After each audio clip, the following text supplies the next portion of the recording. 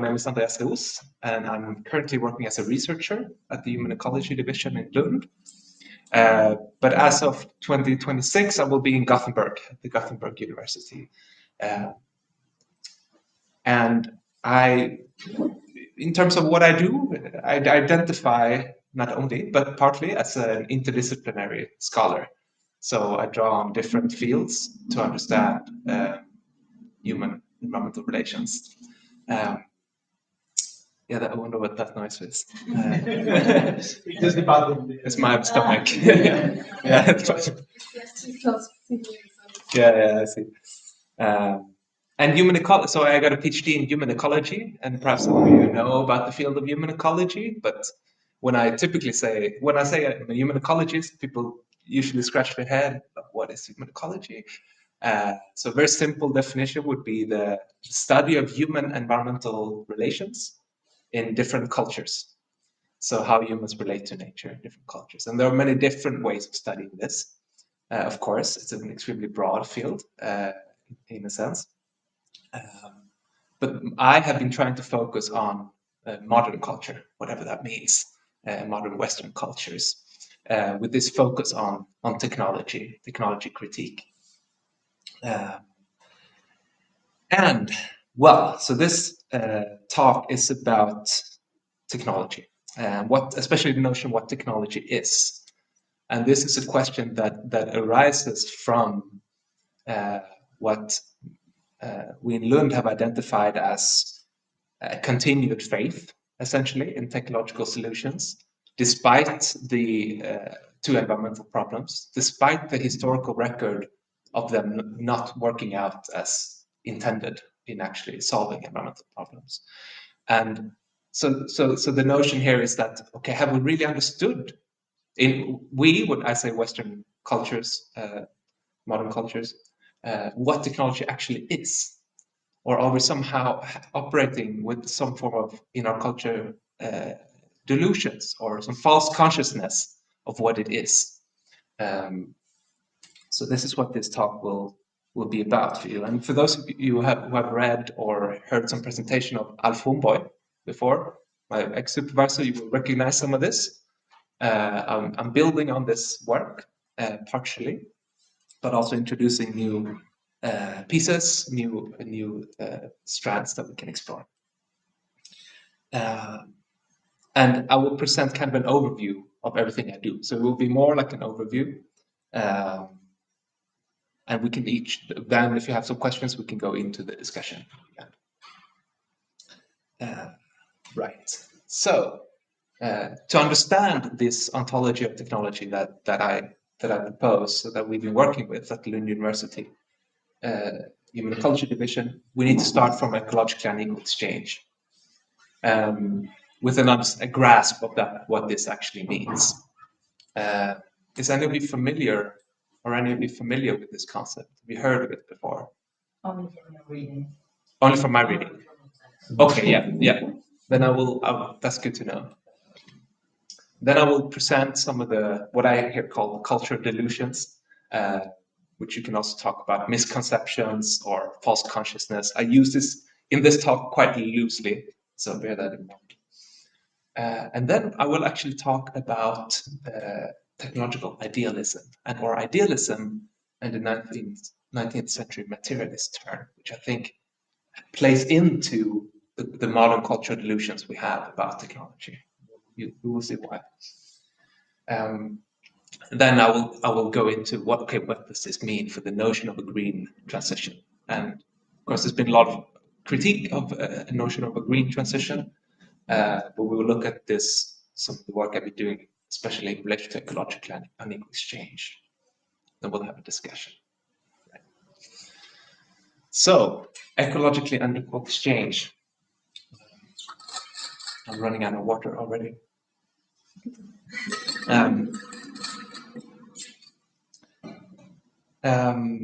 So to understand modern technology and what it is, we argue some form of understanding of the system, the social and ecological system from which it emerges. And I'm sure you're very well aware of this system and many aspects of industrial capitalism, patriarchy, etc.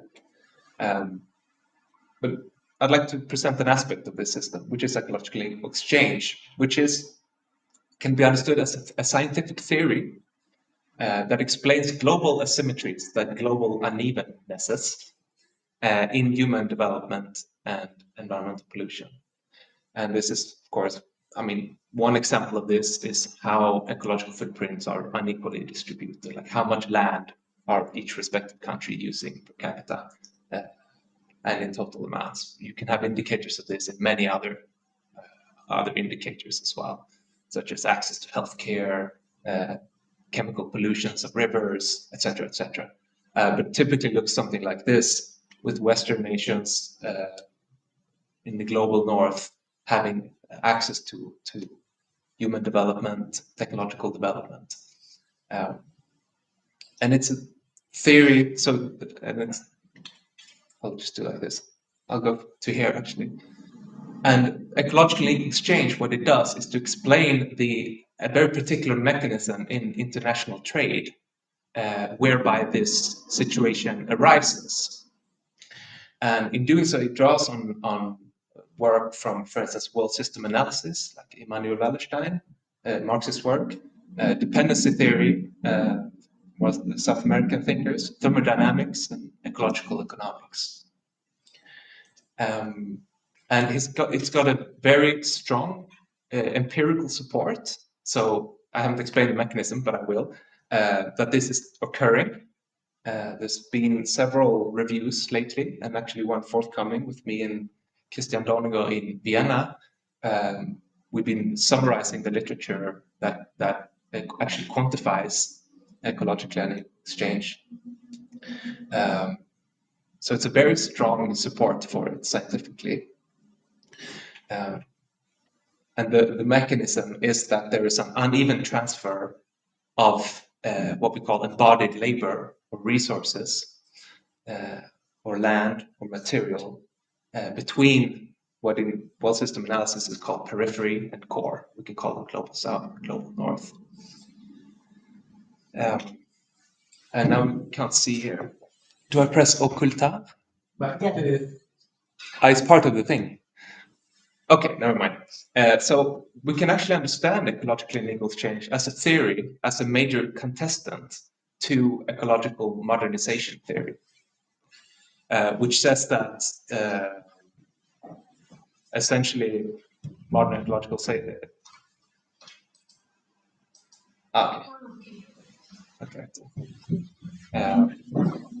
which is the kind of more hegemonic explanation for why there are these inequalities.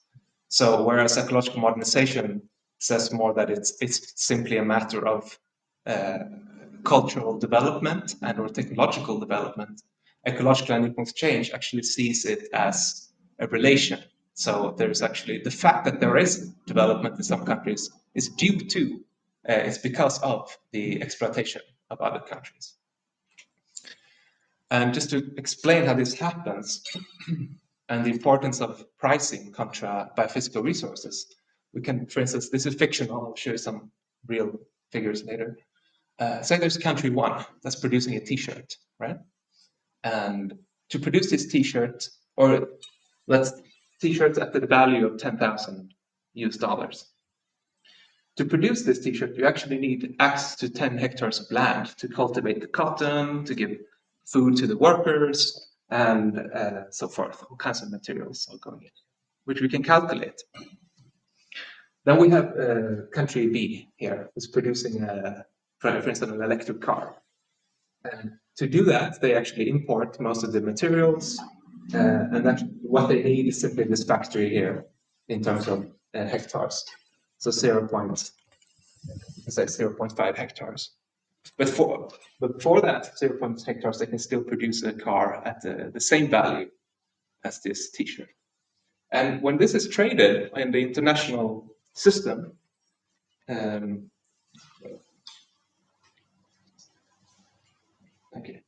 it does not disappear like it did now. It's actually an even. So if we just look at the prices, this is an even exchange, right? It's a fair exchange. $10,000 of car for $10,000 of shirts, fine. But there's an uneven trade in terms of ecological values, in terms of land. This can be in terms of labor. I don't know if I have that slide. No, I don't. It can be in terms of the energy amount that's been used in producing it. And it can be in terms of the pollution that's been emitted when actually producing it. So neoclassical economics, if it only looks at the prices, it does not see the ecologically uneven exchange that is actually happening in the world economy. And we can do this. Labor hours, hectares, megajoules, pollution, we can have all kinds of indicators to understand this. And the effects of this kind of trade is that even if it appears that we're, in this case, exchanging $40,000 for $40,000 of produce, country one, in this case, would be a periphery or lower income country. These resources, if you will, or units are extracted from the country, and they end up to become the benefit of country two. So this is ecologically unequal exchange. It's the way in which market prices hides an uneven exchange. Okay. So the focus on money is the issue here. Masking relations of power and or appropriation. And to some real figures, this is from Christian Donegal and a team that's been working on calculating how this happens in the entire world economy. So just to explain, we have higher income countries, HI, upper middle income countries, China, lower middle income, India, and lower income countries. And this line here is what separates the import from the export. So we can actually see here, this is the raw materials, just generally raw materials, so like iron, oil, minerals, grains. But the high income countries are very much a net importer of these materials. Here we can see the same for embodied energy. And when we say embodied, we mean the energy that's been dissipated in the production of this resource. Also, very much net importers. Embodied land is a pretty interesting one. We can see, of course, the higher income nations are net importers, but we also have China rising as a net importer of embodied land. I don't have the exact figures, but it would be then from these lower income nations. And of course, embodied labor, the higher income countries are still very much net importers.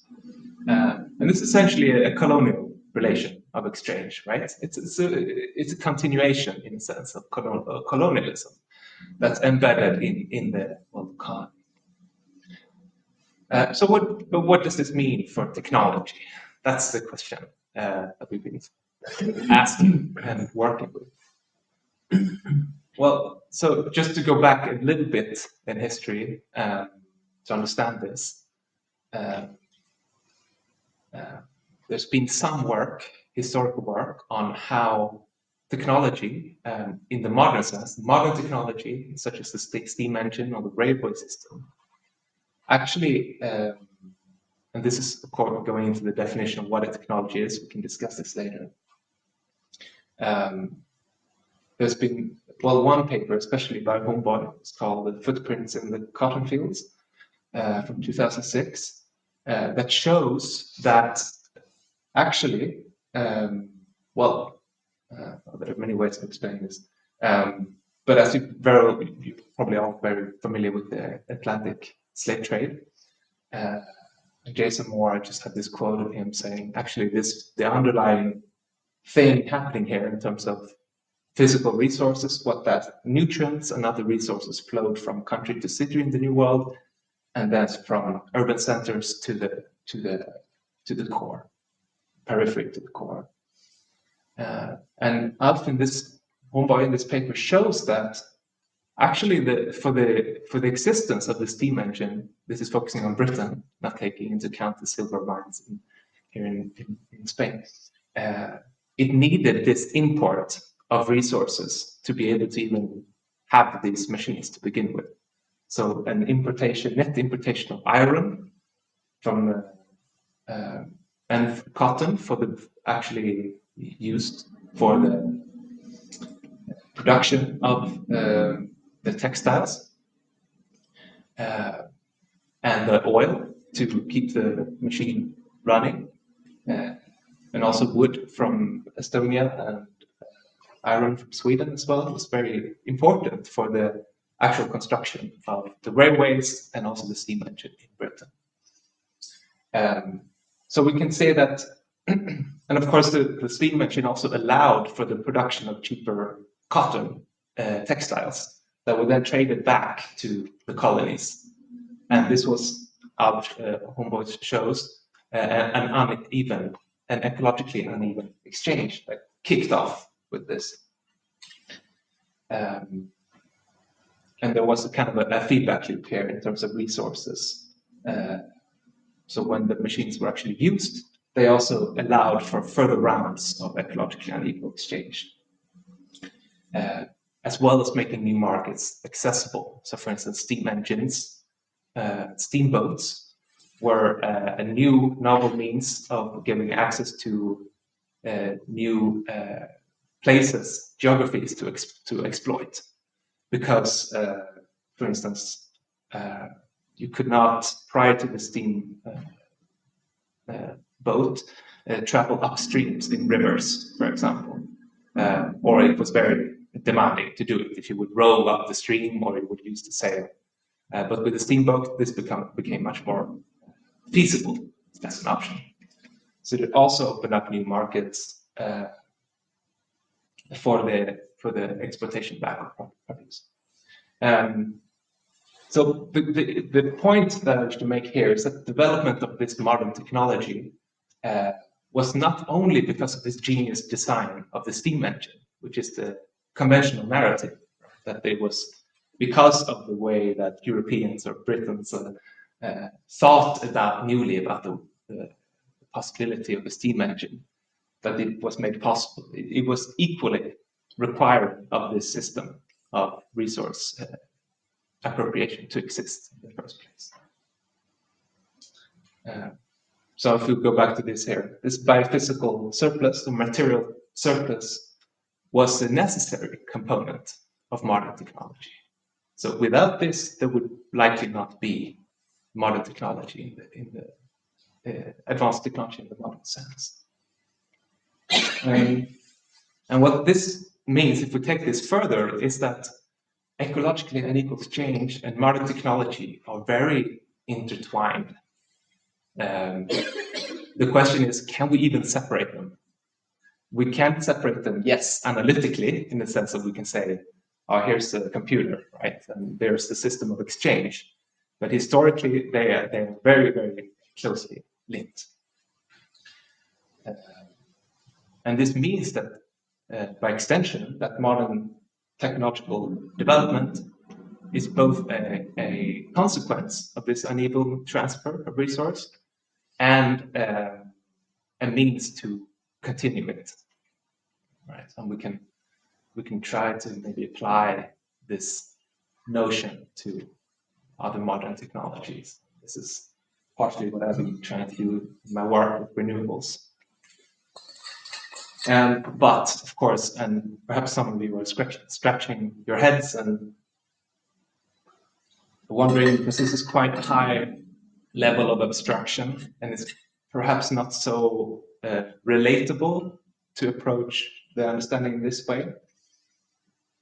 I have two ways of illustrating this to come at it from some other angles. The one is actually even higher level of abstraction, so I'm not sure if it helps. The second one will be more detailed. And it's just an interesting way of looking at it also empirically. Like we have the statistics, right?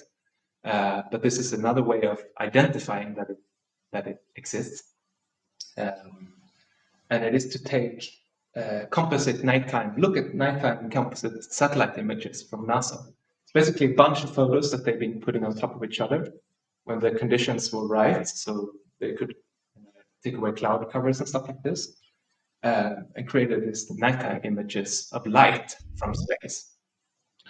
And in the work of Alf Humboldt, he's starting to conceptualize this, the illuminated areas as representative of technomass, the amount of technological infrastructure that exists in a geographical area.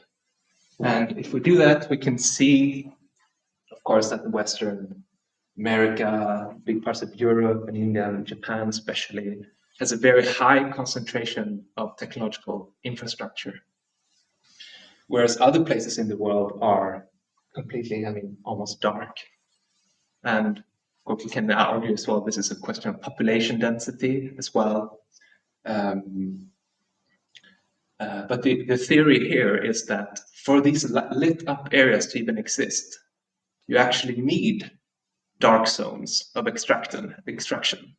This is why it looks like it does. The dark, it's not that here's technology, there's no technology, right? It's because they are both aspects of the same coin, the extracted part and the illuminated part.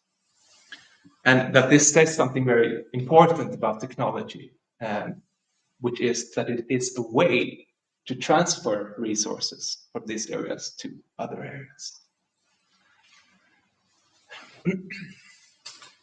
So that's one way to look at it. The other is way that I've been thinking about it in relation to my own life, actually, which is what I call a technological continuum. It's more related to experience in a sense, where we can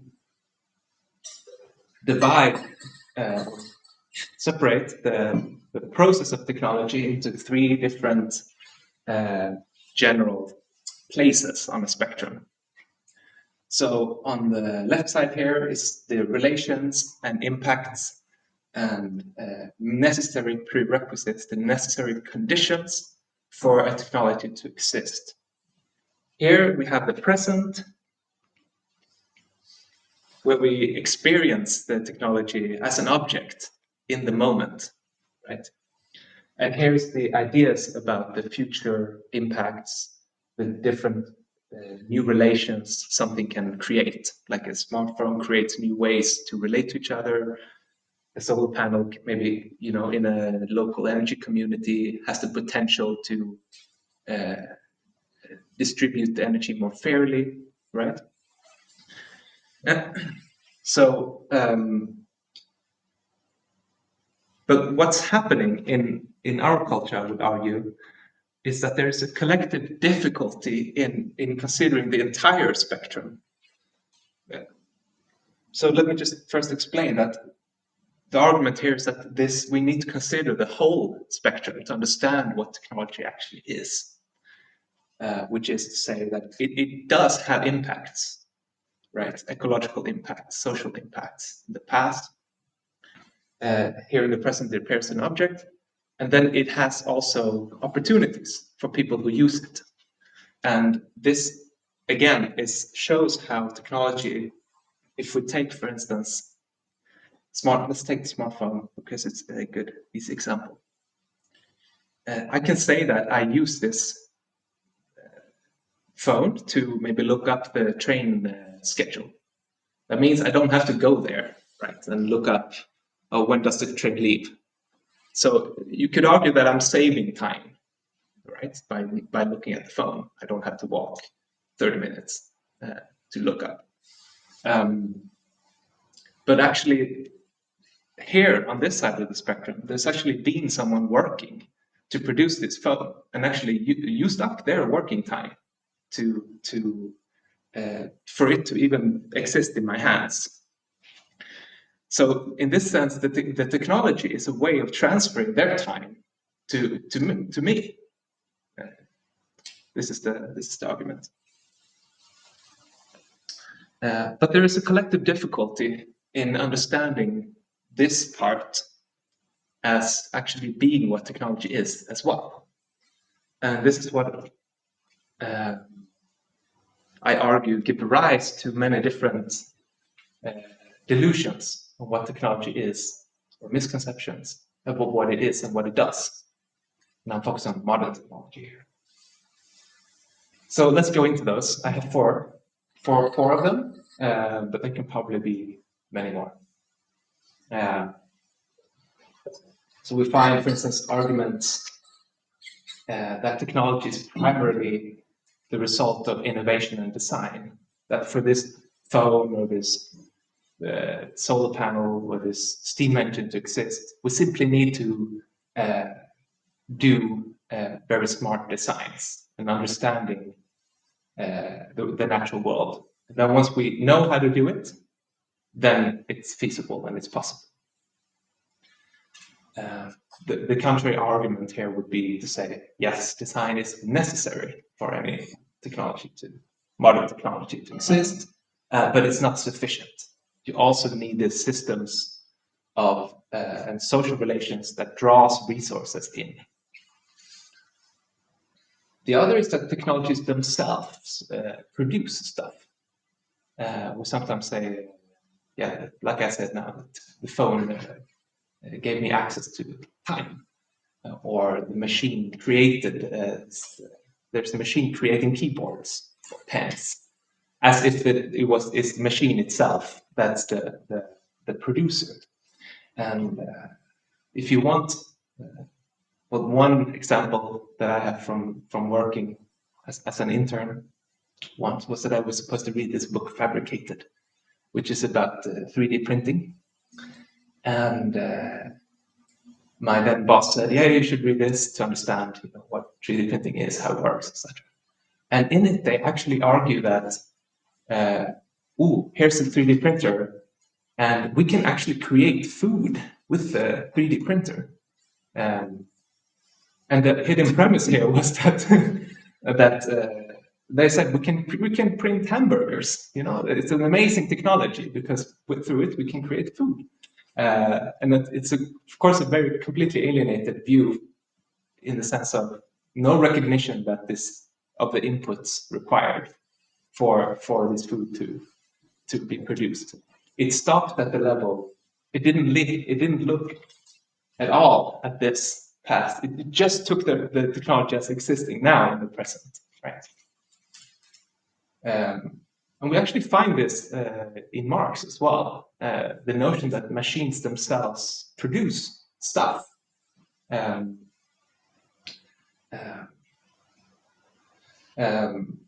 Not saying I'm not agreeing with other parts of Marxism. I'm very much an eco-Marxist in many other senses. The counter-argument here is that it's not, this productive potential of technology is not inherent to the object, but granted through this system of exploitation, and previously used resources elsewhere.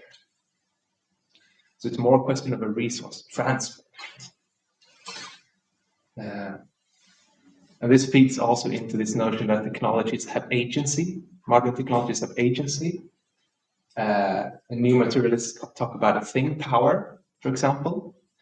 We can discuss this. I think it's a complex issue, but this is essentially the same argument that the power of a technology is not inherent to the object.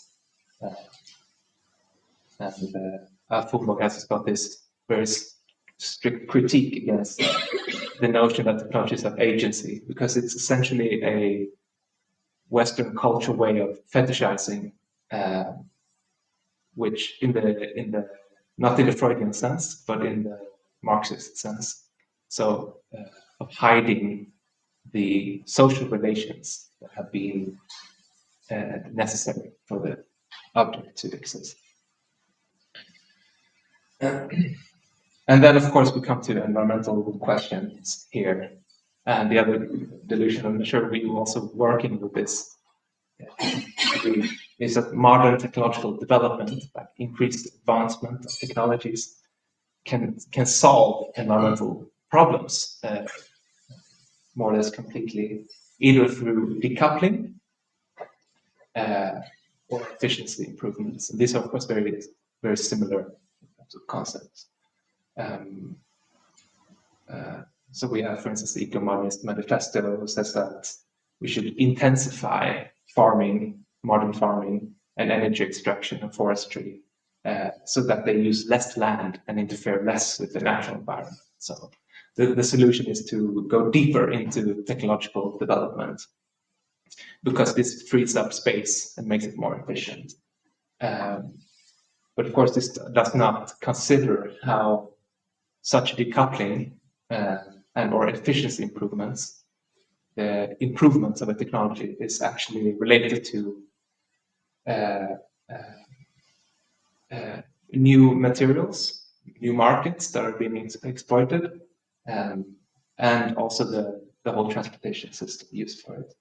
And I think John Bellamy Foster shows very well how technology can only shift environmental problems from one place or social group to another. And one good example of that is if you read a paper from 2009 that they focus on, it's Foster and Clark. They focus on the guano trade historically. Guano was a very important fertilizer in the early modern European history, and even earlier than that. And the big guano reserves were on the west of the South American continent, and there were whole wars being fought over access to islands where there's been just guano being like piled up like huge mountains, to extract it and send it to, using Chinese labor actually, coolies, and send it back to Europe to fertilize the fields of European agriculture. And now the technological development came into the picture with the Haber-Bosch process in the beginning of the 20th century,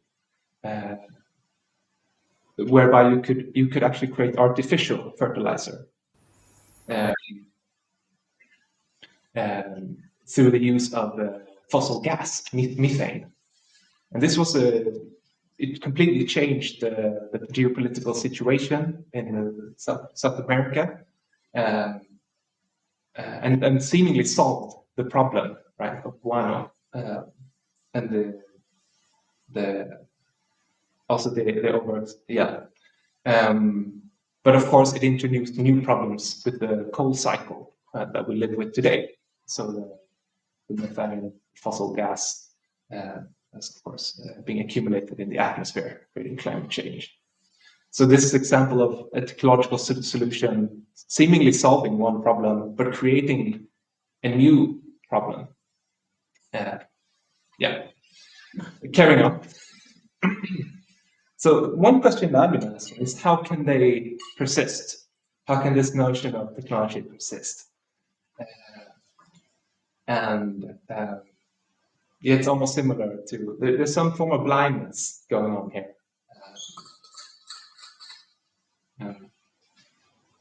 There are a variety of different explanations. One is geography.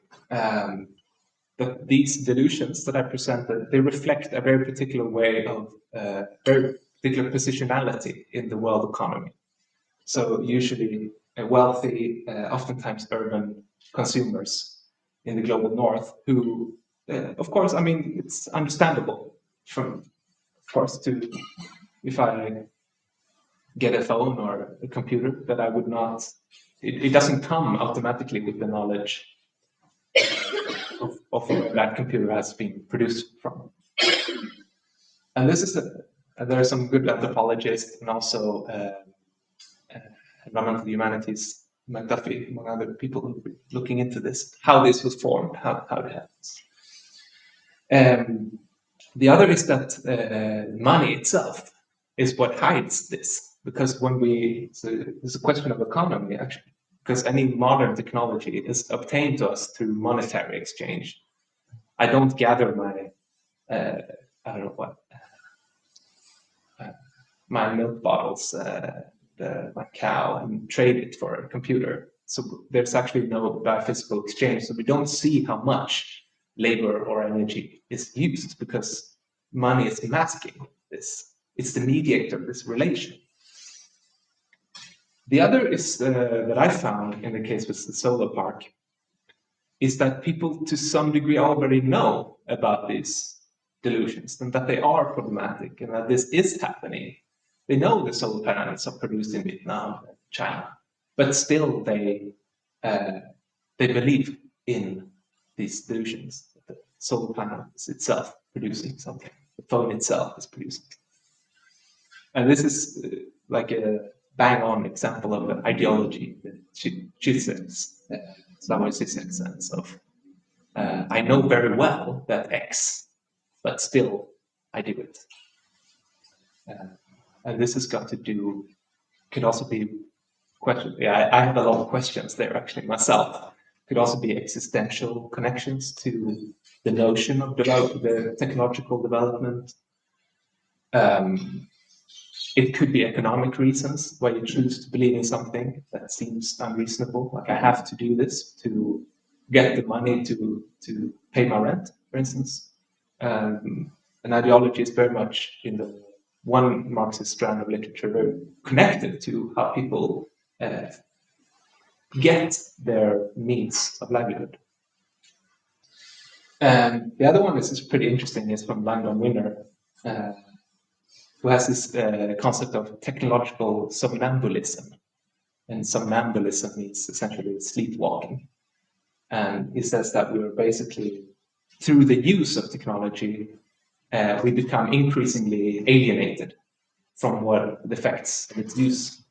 So the more I use my phone, the less I actually, the more absorbed I become of in a world that's that does not take into consideration the wider effects. So the more we use it, the less we actually see its effects. I don't know how much time I have now, but I have 3 strands more to explain to you. You have the time. Okay, good. Let me know if you want a break or something. Okay. Okay. You said it. So the final one here is idealism, and this is one that I've been very interested in exploring. I'd love to hear your thoughts on it as well. Nothing set in stone. These are thoughts that I've had.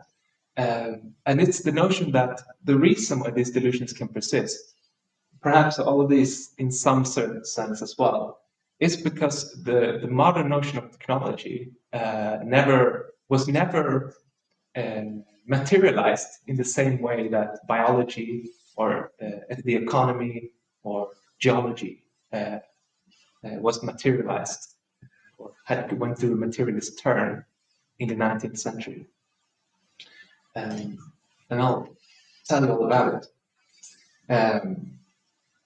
So first of all, what's the 19th? Well, first, let me say it's maybe not such a popular position to take a very strong materialistic, not materialistic, materialist positionality on really anything. Least of all in the humanities. Right? It's about meaning. It's about stories. And I just like to say this is not a negation or critique of that. This is simply lifting the question of materialism and naturalism for the ecological understanding of technology. So the 19th century materialist turn was essentially a Western-dominated turning away from Christian explanations of the natural world. It was a step towards increased naturalism.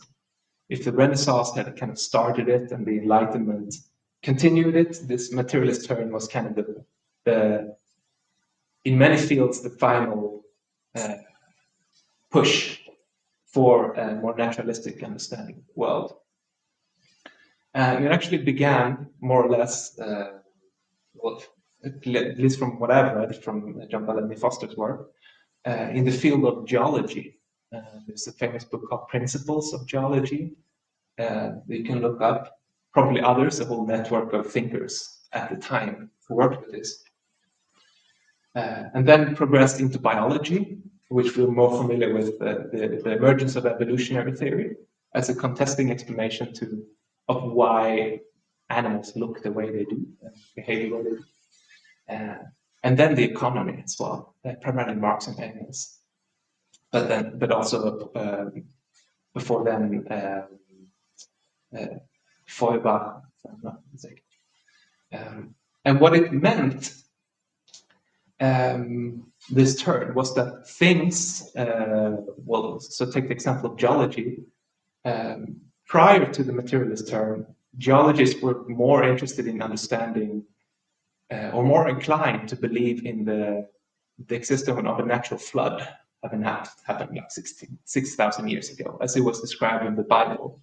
And that's why these rock formations look the way they do. It has something to do with the flood that happened, the big calamity that the Bible describes. And in such a way, the natural world was a reflection of how God's intervention in the world.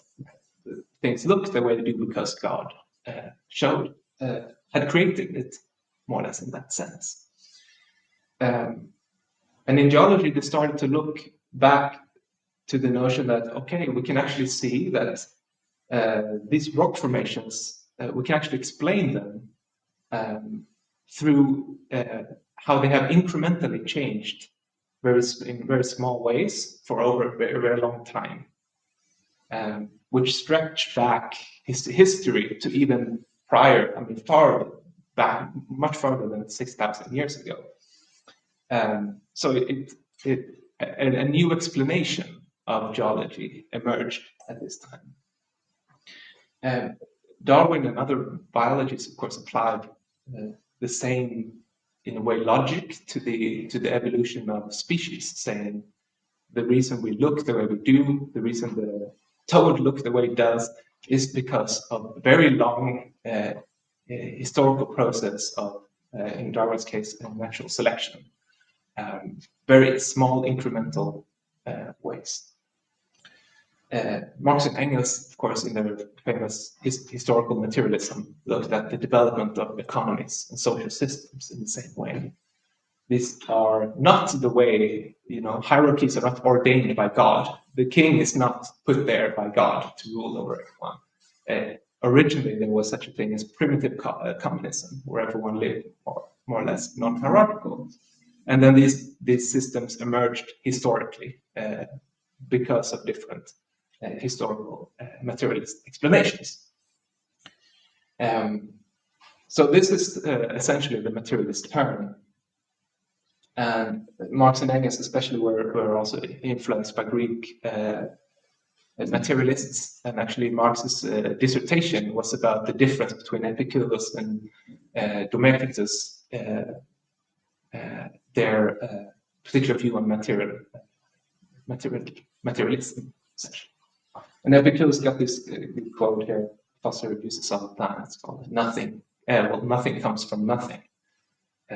And I think this speaks back to the notion of technology. Like, nothing comes from nothing, this technological artifacts. Now, an important piece in this puzzle here, this story, if you will, is that actually technology did not exist in the way, as a word, in the way we use it today. Of course, the word techne, logos, existed for a long time, but in Western Europe, the word technology was more a field of art of how to reveal techne.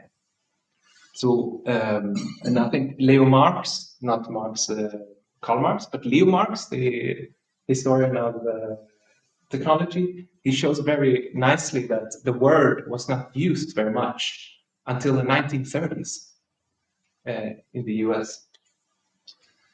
And we can actually confirm this partially through, this is the Google Ngram viewer, and we can critique this source, but it's basically got a record of millions and millions of books that Google have identified on the internet. And you can use this to see how many percentage of words of all words, it's being used in different languages. So this is the English language. I checked for Spanish, French, and German as well, and they show a similar trajectory. So the word machine was kind of taking off, well, probably earlier than 1800s, but rose slowly with the Industrial Revolution, if you will.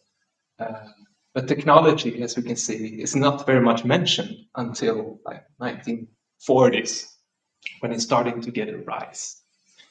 And I encourage you to read Leo Marx's study, because he shows also how the notion of technology was a way to describe first a system, the railway system, and then it became reified. Then it came to explain only the steam engine.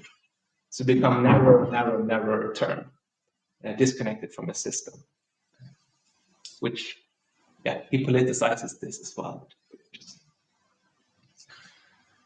And what I've been doing in one of the chapters that I've been writing is to then look at 20th century philosophy of technology to understand how prevalent is idealist assumptions.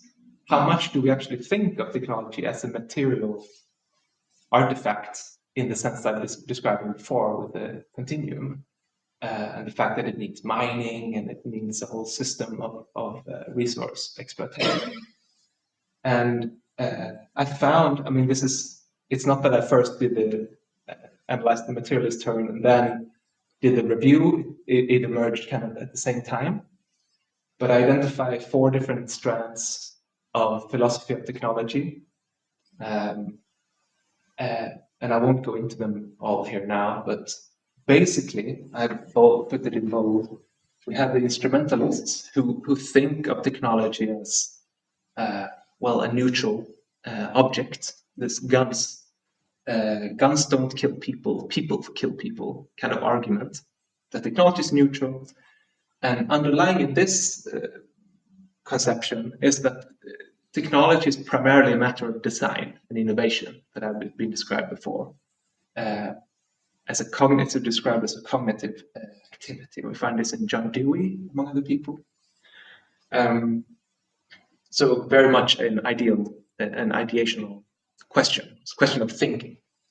And then we have, for instance, substantivists, who are the typical people who critique this view. We find, for instance, Martin Heidegger, Jacques Ellul, who actually think of technology more as, in Heidegger's sense, a way of seeing the world or approaching the world. It's got this notion of enframing and seeing the world as a resource. That is technology. It's a way of thinking. And Ellul's got this idea of a more autonomous technology, more like a system that can think. And so consciousness and ideas, critical theory is material in the terms of thinking about social relations, but not much about ecology, not much about resources, physical resources. And it's very much about the design. It's very much about who has access to the design of the machine or the factory. And the idea that, okay, a technology can actually fundamentally transform if you have access to decide what it should look like and who owns it. And then we have actor network theory, STS scholars who think similarly to the ecological and equal exchanges approach, but also quite different, of technology as being embedded in networks. But these networks are not so much international trade networks of resources, but they're more, in certain parts of a tool set, that are ontologically semiotic. So it's the exchange of meaning, not energy or labor or pollution. Further evidence. This is leaving the philosophy, just going into popular culture or everyday experiences. We can also see, for instance, the link between technology and ideas, the notion that technology is an idea primarily. And for instance, if we Google the word idea, what do we get? Well, we get a lot of light bulbs. Wow, this is, I don't know where it's, I think some form of evidence that actually equate ideas with technology very strongly in our culture. Technology is very much a great idea. That's why you can see here. But if we Google a bad idea, we don't get as many light bulbs. One light bulb here. This is my favorite. Right. So this is just to illustrate the idealism that's connected to our notion of technology. So what I do in that paper, or chapter actually, is that to say that, well, and I haven't shown this now, but the way the notion of the biosphere and nature and ecology developed, especially the notion of the biosphere, was very different from the way the notion of technology was developed. Whereas the biosphere was much more inclined to work on with materialistic assumptions. So we have the Soviet and Russian Vernadsky, for instance, who developed this concept of the biosphere, very much so with the use of concepts such as biogeochemical cycles and different types of geological processes to understand what is the biosphere. Meanwhile, the technology kind of completely departed from a notion of materialistic. So that's a problem that I've identified with this, that we have very different ways of understanding technology and understanding the biosphere. And how can we, if we somehow think that technology can solve the issues we have with the biosphere, then at least we need to somehow understand them on equal terms, or we must understand how they relate. And the effect of this is Langdon Winner's got this great expression that we have an uncritical separation between society and technology. But I would argue we have actually an uncritical distinction between ecology and technology. Here, we don't fully recognize how technology actually is in the sense of coming from the natural world.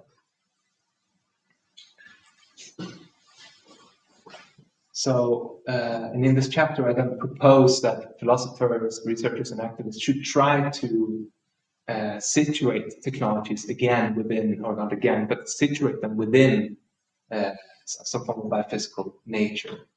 And we could call this a terrestrial term. This is Winner's term, but I think maybe we can come up with something better. He doesn't really talk about this stuff. But the idea here is that this will give a solid foundation to start to acknowledge this side of the continuum. And thereby a critique of these delusions. Right, so that's the materialist argument here. Yeah, talk more about that if you want, but let's move on. So much of my work has been, apart from this philosophical strand, has been also, well, I see them as connected, very much so, but let's separate them conceptually.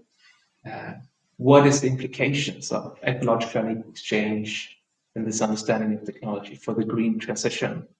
The notion of that we can transition away from a fossil-based and industrial meaning preoccupation with mass production and hierarchy. What does it mean? And so actually my PhD thesis, which subsequently I wrote as a book with some new chapters, I asked this question. Are also these green technologies that many put faith in, and are they also involved in this ecological and equal exchange, this colonial system of exploitation and appropriation? If yes, what does this mean for our ambition to create a fossil-free world? And I don't have all the answers. There's much to be researched here, I think. This is how I approached it. So what I did at the 2019 was to go and visit a solar park in Sweden, and it was run by ETC, which is actually a magazine. So they write left and environmental news, essentially, for people who are interested. And they had this option of the people who read, they could also invest in their solar park. So kind of a crowdfunding of a solar park. And many people thought it was great. And so they were part of it. And I was very interested in, going there and see how could they do it, how can we do it more democratically, stuff like this. So I went there and I interviewed the head of the park. Let's call him David. And he said that they got the inspiration from energy cooperatives in Germany. And he said that now it's also possible to do it in Sweden. And I said, why is it possible now? And he says it's because the prices have dramatically dropped on solar cells. So now we can actually do it economically and produce a decent amount of energy. And when I asked him again, why have the prices fallen then? He said it's because, he said it literally like this. It's quite close to Stockholm, by the way, here in Göttingen. FYI. He said it's because of the Chinese, and that there's now a mass production of these solar PV models. And this was the most important and interesting sentence, I think, in our conversation, because it showed that even these local parks in Sweden are very much involved in a global process of exchange. And yes, this is some of the figures here, that the solar industry is really rising and the prices are really falling. And the question here is, what was the significance of world trade relations here, where the Chinese stated put it? How does this figure in the picture? And there are numerous explanations for why this happened. In the book, I go through them and look at them in more detail. But so what I tried to do empirically was to try to look at, especially in the early onset of this solar boom, the trade relation between Germany and China specifically, with the focus on did ecologically unequal exchange occur? Or how significant was it? And the reason for looking at China and Germany was this line in Scientific American saying, well, Germany provided the capital and technology and experts to lure China into making solar panels for them to meet the German demand. Germany at this time had this notion of Energiewende, so it was very politically going towards let's produce mass install solar panels. And the Chinese took it. So, well, was that the case? And again, I looked very similar. I looked over a whole period of I can't remember, 2002 to 2018. Yeah. But this is only from 2018, this results. And very similar to how I showed you before. So here's Germany exchanging 10 hours. I can't remember if these figures are correct. I think so. This amount of resources for $10,000 so the German, let me just explain, the Germans produced the manufacturing machines, the machines to produce the solar panels. and the solar panels were exported back to Germany. And I detected a ecological unequal exchange between Germany and China. So Germany actually that was significant for the mass installation of solar power in Germany. Because if the Germans had only used their own labor, if they'd only used their own land and only used their own energy, this would have major implications for the possibility. It might not even have been economically feasible, especially considering the cost of labor, the price on labor, but also the price on energy. And we know China is a big user of fossil fuels, right? So this trade actually made it so that was an appropriation. The Germany actually appropriated resources from China, and this made the whole installation of these solar panels economically sustainable for Germany. We've looked into other cases as well, based on how much land is embodied in solar development in China, Germany, US, Italy, and India. And they typically require quite a bit of net importation of land. We also looked at Cuba, which is an interesting case. And what the leading hypothesis, if you will, is that this ecological unequal exchange is likely an inherent aspect to the conventional notion of a green transition. This is not to say that solar panels have no place at all, but it's the issue with the mass production of technologies elsewhere that is installed to fuel a growth economy. That's the issue.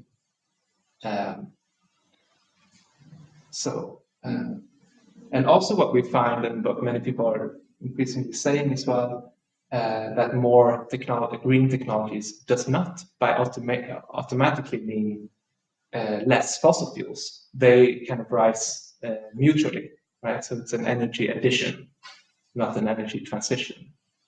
And this is also partly because the production of renewables, as we saw in the example with China, it comes from a fossil economy, right? So the global production system is all, well, to 86%, maybe 85% now, it actually goes down, is a fossil system. So it logically also makes sense that the production of whatever you produce is going to be associated with fossil fuels, which creates, this is a whole other question, but it creates the energy emissions paradox, which I won't go into here.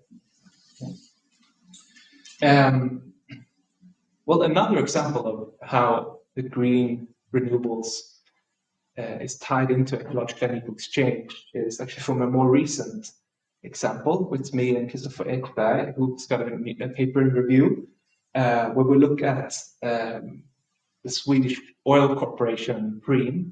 Yes, Sweden's hosting an oil corporation. Many people don't know. It's Saudi Arabian owned, actually. And the whole business idea is to import raw material from elsewhere, process it, and then sell it to European and Swedish markets. And they have this new idea that they want to go away from, well, let's not say they want to go away from fossil fuels because they continue it, but they want to produce a new type of biofuel from pine oil, from pines. So essentially, well, Sweden's loads of pines, and the whole a large percentage of the surface area is actually pine plantations, not forests. And through this pine oil, they can refine it and then sell it as a diesel. So it's a type of biofuel. And they have this story that it will create the national energy security. Sweden will be more self-sufficient. We won't be so dependent on Russia and the US, etc. And yeah, this is the Preem, a happy bear. But what And we did some very brief calculations on this. And the amount of surface area that would be needed, because it required quite a lot of trees to produce oil. I mean, oil is very energy dense. Right?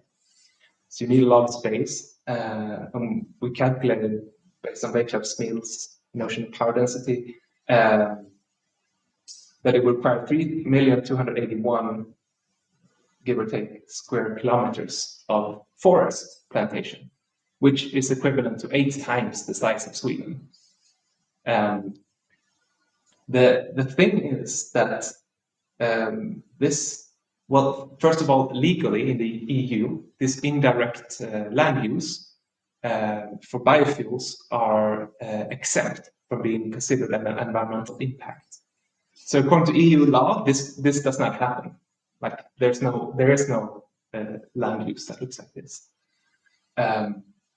On the other hand, Preem's business model has always been to import renewable feedstock, they call it, oil, raw oil, crude oil, from elsewhere.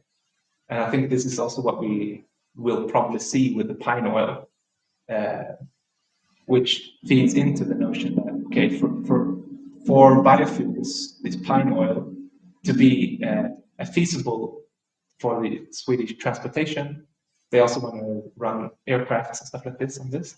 It actually needs to have a net import of these fuels, which again raises the question, for who is this possible, right? At the expense of who?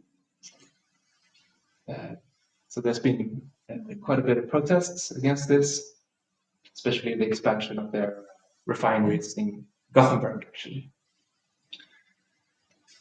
Right, so some conclusion.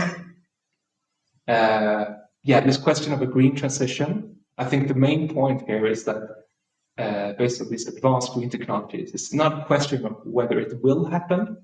Well, we could say we can have a political force to oppose it, but in important respect, it is happening, and it's already happening. The major question that this ecological unequal exchange raises is, for whom will it be possible to maintain a high energy modern society? That's the question. And it has implications for justice as well, of course. So it's actually, you might argue that it's a non-normative explanation, but it has normative implications.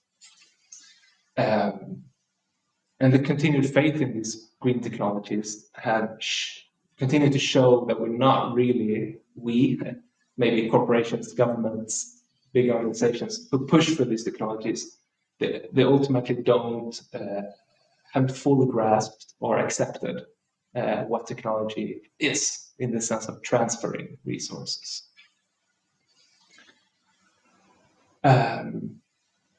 Green technologies, well, we can discuss this because I think there is ways to use green technologies that could challenge the system. But as a general rule, technologies that are developed by corporations and governments do not so much challenge industrial capitalism as depending on it for their existence. So, okay, now reaching the end here, blah, blah, blah. So what is technology? And I think I'd like to just end, I have 2 more slides, but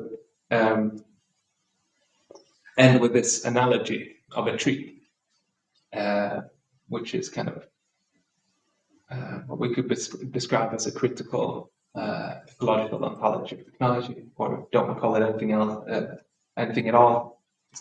The notion, anyway, behind this theory is that a solar panel or a technological object of any kind, really,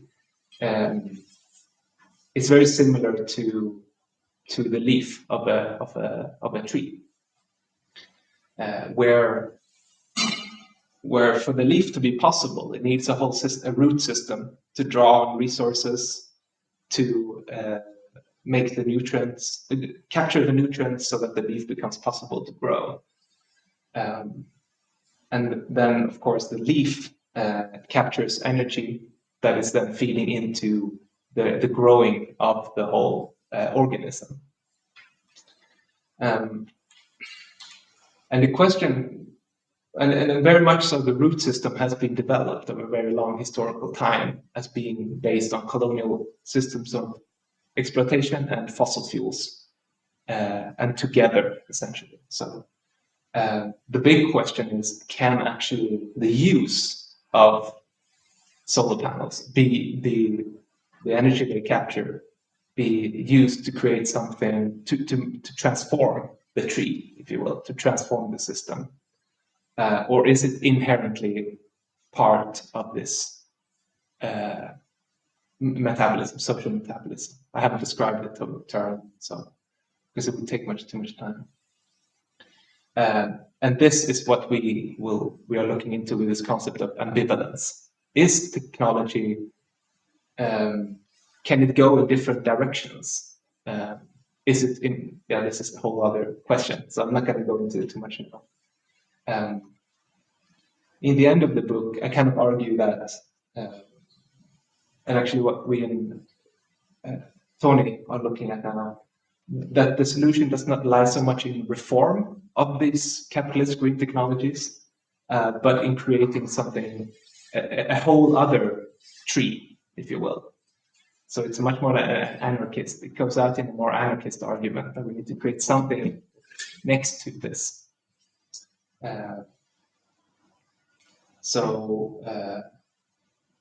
Talk a little bit, I just mentioned it a little bit, very briefly, the role that different movements can have in helping each other, assisting each other towards the transformation of some form of new system.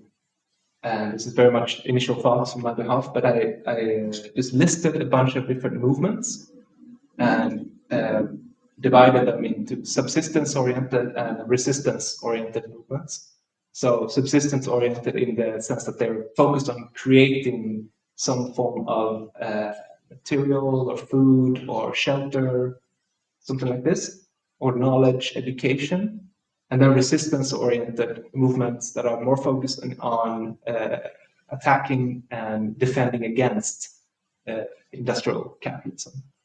And the proposal here would be that these movements, if they actually can cooperate, which is a big if, they have a lot of potential to provide what they each need for each other. So transnational agrarian movements like La Via Campesina, permaculture movements, the idea here is that they can supply feminist movement with food, for instance, and then these resistance-oriented movements can somehow then also provide stuff to the other movements. And that this form of collaboration could ideally be the beginning of another form of system. Right, that's it. Very long, a lot of stuff. Yeah.